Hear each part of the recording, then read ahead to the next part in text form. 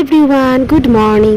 আজকের দিনটা হচ্ছে ইন্ডিপেন্ডেন্স ডে। আর এই ইন্ডিপেন্ডেন্স ডে কে হ্যাপি কি করে বলতে পারি সেটা আমার জানা নেই, আর আমি হ্যাপি ইন্ডিপেন্ডেন্স ডে বলবো না। তো সকাল 6টার সময় আজকে ঘুম থেকে উঠে রেডি করে নিয়েছি সমস্ত কাজ এবং নিজেকেও।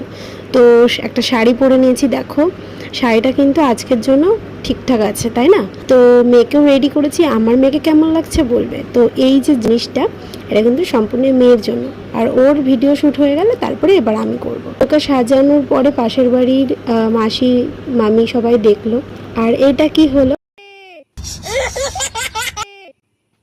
এখন মেয়েকে নিয়ে পতাকা তুলছি, মানে ওইভাবে তো নয়, সেইটা করার সময় আছে।